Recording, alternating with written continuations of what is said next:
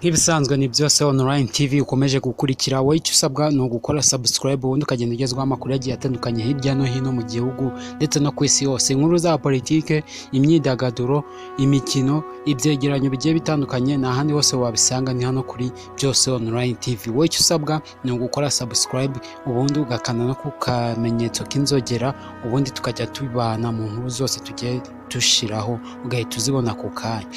Ikimpaye Nowera wo mu mudugudu wa Nyarukira mu ya mbere mu kagari ka Gahogo mu murenge wa Nyamabuye mu karere ka Muhanga akurikiranyweho guha uburozi umukobwa ucumbikiwe n'abaturanye ngo yice umwana waho na nyina ngo kuko birata, ubu akaba ari mu maboko ya RIB.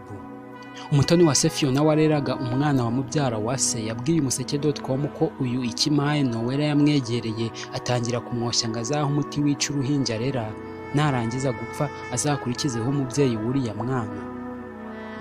Umutoni wa se avuga ko adasanzwe ari umukozi wo mu rugo rwa bariya yatumwagaho kwica, ahubwo ko yahaje kubafasha kurera umwana muto kuko ngo basanzwe bafitanye isano.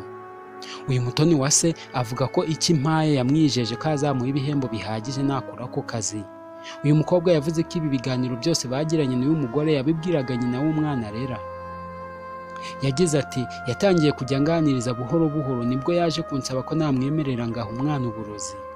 Uyu mukobwa avuga ko yageze ubwo amutangirira mu nzira amubaza impamvu we n'abo babana birata.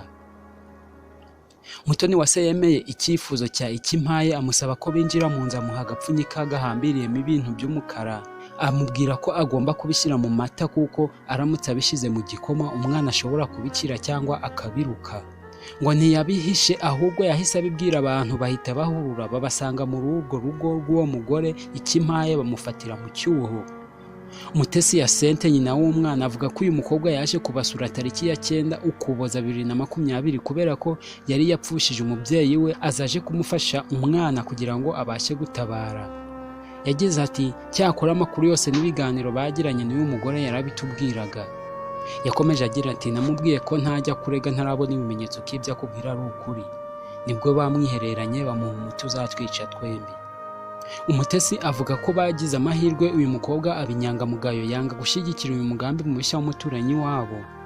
Umunyamabanga nshingwabikorwa w'umurenge wa Nyamabuye Nshimiyimana Jean Claude yasobanuye ko ayo makuru bayamenye kandi ko uyu Ikimpaye arimo kubibazwa n'inzego z'ubugenzacyaha. Yagize ati amakuru duhawe n'inzego dukorana ahamya ko ari uko byagenze. Ikimpaye aracyari muri RIB i Nyamabuye. Mbere yuko Ikimpaye ajyanwa mu bugenzacyaha, umuseke.com dukesha inkuru wagerageje kumubaza niba ibyo ashinjwa ari ukuri, yirinda kugira icyo atangaza. Umutoni wa Fiona yavuze ko Ikimpaye yari yamusabye ko azahura uruhinja umuti wica ku cyumweru, naho nyina w'umwana akawumuha kwa kabiri. Umutoni wa Fiona avuga ko ibiganiro bagiranye na Ikimpaye yabihaga abamucumbikiye.